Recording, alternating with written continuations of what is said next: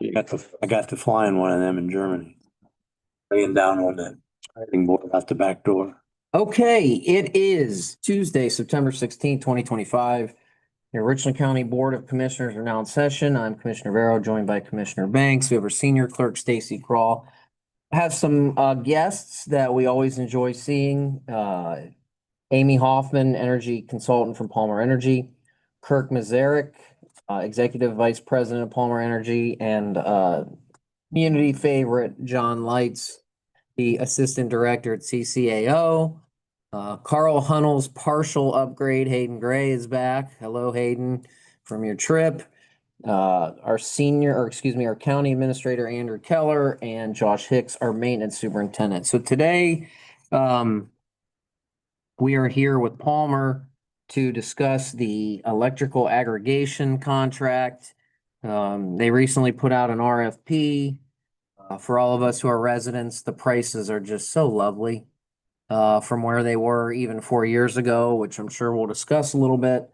So Amy, with that being said, take it away. Thank you, Commissioner. So let me give you a little background. Current aggregation ends in December, and the rate has been 0.0665. And the communities participating are Franklin, Mifflin, and Sandusky townships. And those are residents and small commercial, correct? Exactly. And to remind everyone, AEP's rate this summer was at 10.5, and Ohio Edison, you have residents in both, was at 0.095. So the savings were extreme. We love to see. It's not typical, but the savings were great. And as we know from my prior visits here and what's been in the media, the market has obviously been high and continue to be high over the next 18 months at least, if not longer. And what I put in front of the commissioners was an update to what we discussed in the spring, that the capacity auction went up quite a bit back in June. And we have the rates for next June of 26, and they stay up. They're a little higher. Put in a ceiling, and so that's where we're at. That's on the last page. The graph shows that. So with all that said, yes, we went out and did an RFP. This covers 2,400 eligible meters, 28 million kilowatt hours annually for the townships. And they cover both Ohio Edison and AEP territory. We sent out the RFP. We sent to 6 suppliers. We received 1 response. Unfortunately, that's been the case of late. There's a few others that. Why is that? This is Kirk Mazarek, talking from Palmer. The reality is our industry is very cyclical, where you'll have a lot of suppliers come in the market and they're purchased up. You just see the constant attrition, and then all of a sudden it's big again. And usually what we have seen is 2 to 3 bids over the last couple of years. We are getting some other RFP responses from some other suppliers in some bigger markets. Right now, the one that is Dynagy's today has been providing some pricing based on, and we think it's in line with where it should be. We don't think they're taking advantage of the situation on this necessarily today, but it's nice to have more competition out there. But unfortunately, in these markets, with the way that prices are going up and down, and the risks associated with getting involved in governmental aggregation and the marketing backroom that they have to have as well, in addition to just their standard people talking to industrial or talking to your county facilities, it's much more of a risk on their part, and people are shying away from it. Organizations are shying away from it currently right now. So what if the worst case scenario happens and you have no one submit or respond to the RFP? What happens? Well, at the very least, they would be sent back to the utility for their own pricing. People would perhaps still have an opportunity to go out there on the open market and try to find competitive rates for them to use. But as we've seen before, there's situations where you can think you're getting a good rate, and then you let it lax, and then you're out of your agreement, and then you look down and you can be higher than the market. So we have not had that problem yet. And Knock on wood, right? correct, but we also are in talks always with additional suppliers. We do see more suppliers coming to the market over the next couple of years, which is positive. And then another supplier did win a large one down in the Dayton area recently. So there is some activity out there coming. So there are some other. Good. And so we're looking at, if I'm looking at this correctly, Palmer has a recommendation that we go with Dynegy through December 26th, which is shorter than our Correct. last ag contract at the rate of 0.08310. Just, I keep a spreadsheet tracking historical rates. And if my math is correct, which it often is not, I show our rate 2 contracts ago that ended in December 23. And if you went with this rate through the end of December 26, that's an 84% increase. Is that right? For the draft. At 4508, right? And now we're looking at 8310. I don't know the exact math, but that sounds about right on it. And the vast majority of that from your last agreement are those capacity increases. The generation has not changed very much in that period, maybe slightly uptick, but not enough that would create this situation here. But the capacity numbers are the things that are going crazy here. And the reason we're going 12 months right now is, as we've talked before, our goal here is to first do no harm. We don't want to put you in a long-term agreement where all of a sudden the capacity rates crash or go down, and then all of a sudden you're above the market. So that's why we felt it was more important to stay at a 12-month deal this time. We're just going out longer than that to see what's going to be coming with these capacity increases over the last year. So in other words, what you're saying is the capacity demands are going up all over the place, and the suppliers aren't necessarily adding to the generation. Am I understanding that right on what's causing capacity to go up? They're adding generation. So it's very convoluted, and I'll try to give you the really quick thing that PJM put in a price band for capacity, so it can't go higher than 329. Lo and behold, it's at 329. All of a sudden, the capacity. Historically, capacity, we knew what the prices for capacity were going to be 3 years out. The capacity auctions were that far out after COVID and then lack of some commissioners able to vote on various things. Now we're down to about a year out is when we know what the capacity numbers are from that perspective. And what that really means to you is capacity is nothing but a trigger.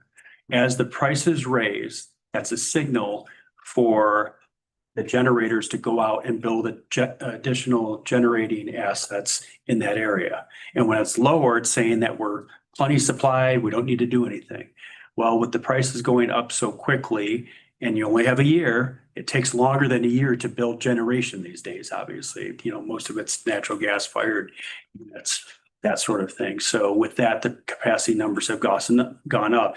In addition to that, and this is getting really into the weeds, they didn't allow solar and wind into this last capacity auction, which, by the way, on the hottest day of the year, chances are it's sunny out. So if there's solar in there, that is taking some of the need for generation out there, but it wasn't allowed to be included in this last capacity deal. And if that changes back, that could help to crash the numbers very quickly. And that's one reason that we don't know what's going to happen there. We have no control over that. It's a PJM deal type of situation. But if that happens, we don't want to put your constituents in a negative situation. What are the reason why they wouldn't include it?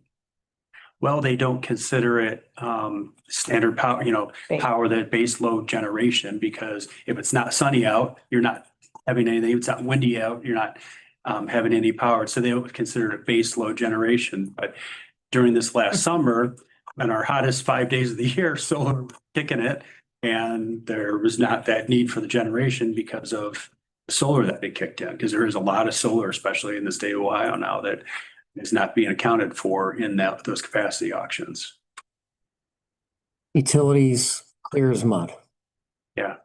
I'm trying to be clear and easy for you, but I know what you're saying here. It's much more convoluted than what I'm Oh, I could only imagine. here, but I'm just giving you the easy 30,000 foot version of it. But I keep coming back to, I'm concerned about going longer than 12 months because if they decide to allow that back in, that could just crunch the capacity numbers down. And the difference is if we're doing a bid for your facilities, we do what's called a capacity pass through, which capacity is what it is, no matter what, you're going to pay for it. That's what you have So you now. have your generation cost plus whatever the capacity is when you use it. So you can go out longer because you're really basing on generation because you're going to pay the cap, whether it's 329 or 180. But with these GovAg deals, when you set this deal at XYZ and all of a sudden you're locked in at, say, a 9 cent number and the price falls a penny and a half and the utility comes down a penny and a half, you're still at that higher rate. So we just don't want to risk your constituents putting them in that situation right now. Hopefully next year, that'll change to where we can go out a little bit longer term and have a little bit more price certainty for your constituents. Okay, so if I'm reading this correctly, and that is an explanation as to why we're looking for a shorter term, which would be through December 26th. Palmer recommends moving forward with the agreement through December 26th with Dynegy. May we have that motion, I Commissioner? will make that motion. Second. Commissioner Barrow, Yes. Commissioner Banks, Yes. Hayden, any questions about the easily understandable world of utilities? Guess my question would be, obviously these numbers are great for the residents of the township. This is impacting. What does this contract mean for them over the next 12 months? So what will happen for those that are currently in the aggregation and those directly with the utilities, either Ohio Edison or AEP, they will receive an opt-out letter that will state, this is Richland County's aggregation, this is the rate, this is the supplier, and this is the term. Do nothing, and you will be enrolled. And if you are not interested, you can opt out. Now, with any of the aggregations, you can opt out at any time, and you can opt in at any time. So they'll receive it, sorry? No termination fee. So that will come out probably late October timeframe. And they'll go from there.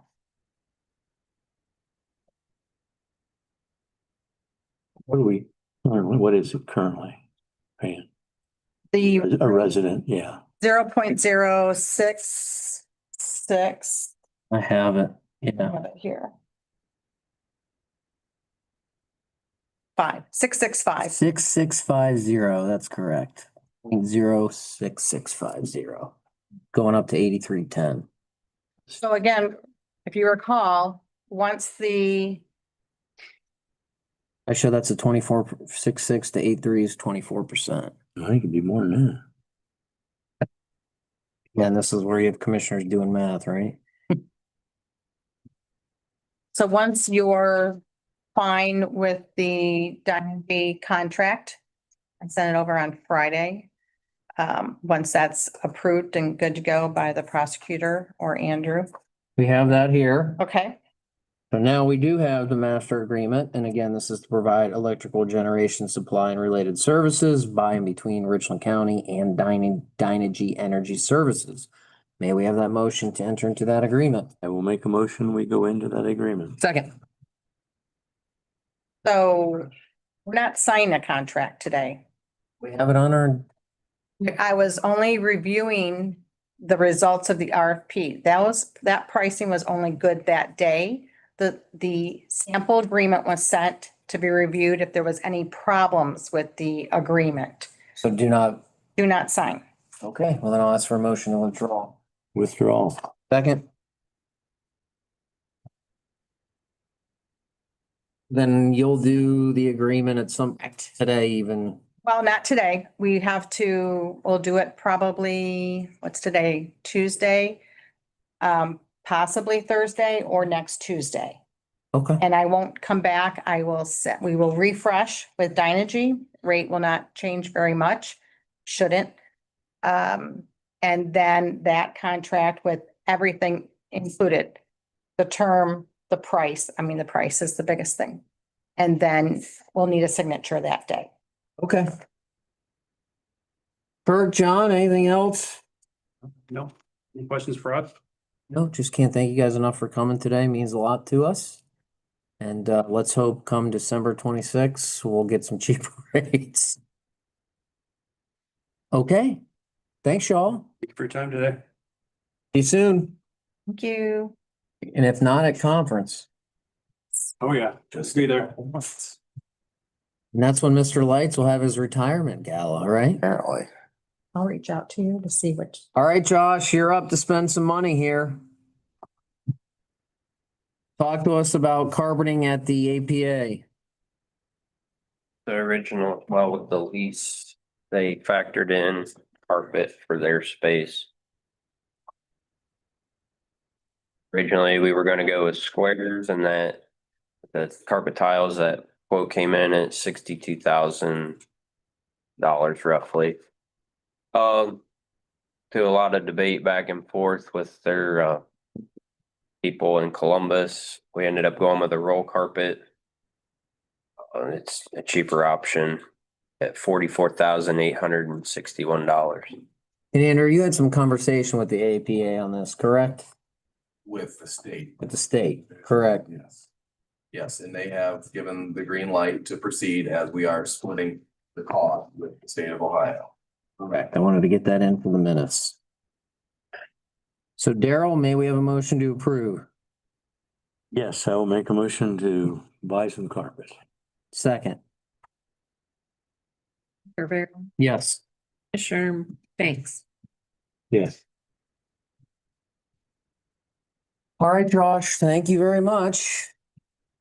We will now go into our regularly scheduled items. I do have I have several corrections to the minutes. I'll point you to those, Stacy. So we're gonna go to the tape number 00.18.50, and I'll get with you on this. First, it says there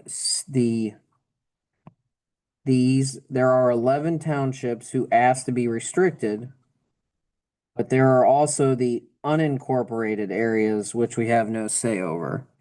I believe it should say 11 out of the 18 townships asked to be restricted, but there are also the incorporated areas we have no say over. I think that's very important. Number two, it says we are promoting, same sentence. We are promoting the old landfill area for the solar field. Hold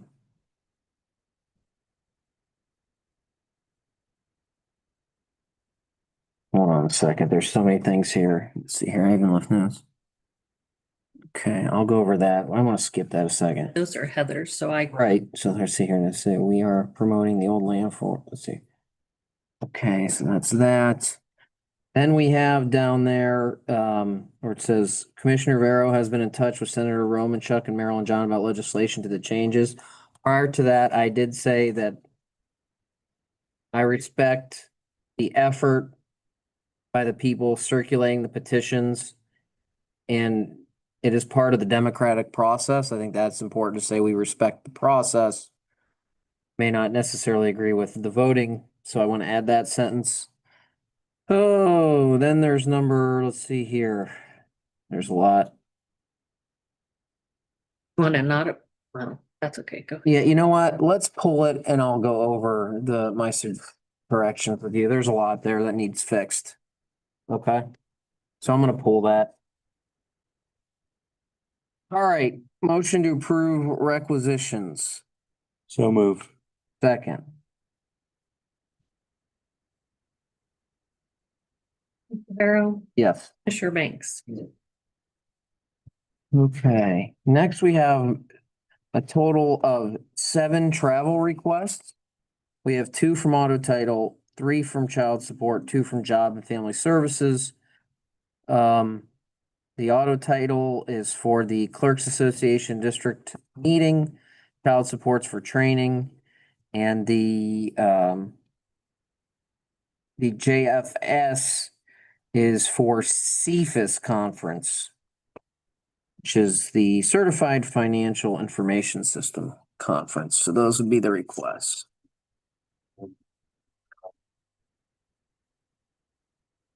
Second, Commissioner Barrow, yes.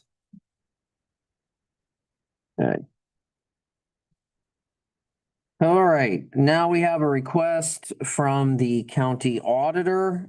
He's asking that we extend the dog license purchase to February 2nd, 2026. And that's because January 31 falls on a Saturday. May we have a motion to do that? So move. Second, Commissioner Barrow, yes. thanks. Yes. All right, next we have a request from CAC. The Ohio Revised Code allows us to, with our approval, allows other county agencies or offices to dispose of property. That's from the judges here with the closure of CAC. It's necessary to dispose of items that should not be distributed to other departments. And they're seeking our permission to approve that. May we have that motion? So move. Second, Commissioner Barrow, yes. Commissioner Banks, Yes. All right, next we have a request from our dog warden to hire 2 part-time kennel attendants.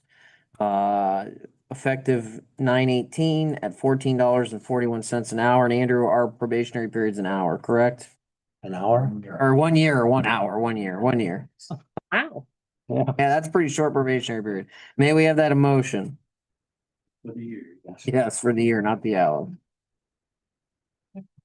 Yes. Commissioner Banks, Yes. Our union's not quite that powerful. Okay. Then we have a resignation of a dog warden employee. This is our part-time deputy dog warden effective September 28th. I'll ask for a motion to accept that, but then authorize posting to fill that position. I'll ask for those motions. So move. Second, Barrow, yes. Okay. Next.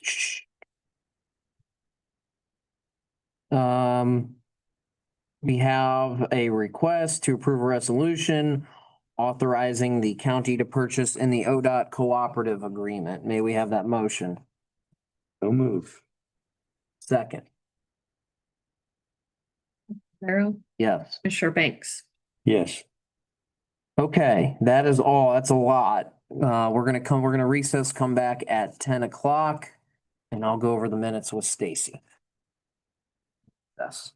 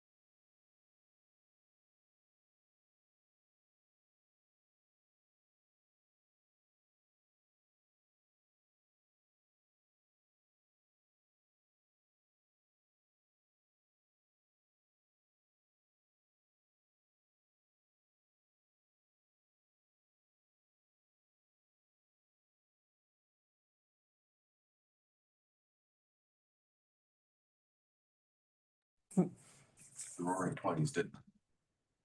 Okay, we are back in session, joined by the lovely Rachel Troyer and Central Services. Just a note for the minutes, we don't have a 10:15. We have no action to take, and Jenny will come to the board should we have action to take. So this will be our last item for the day. And we just talked about utility rates going up a lot. We actually have a little bit of good news then, We do, because we're here to discuss our Anthem Vision rates. correct. Well, I'm not gonna ask for a lot of discussion on this because there would be a no change in our rates For 2 for years. 2 years. So I'm gonna ask for a motion and Got it. smile, and I'll second that. I'm good with that. And just to note that this is 100% employee paid. This is. Which, right. Right. So, Pharaoh, yes. Commissioner Banks. Yes. Well, that was quick, Rachel. I knew it would be less than 5 minutes. Seeing no further business, we will adjourn for the day.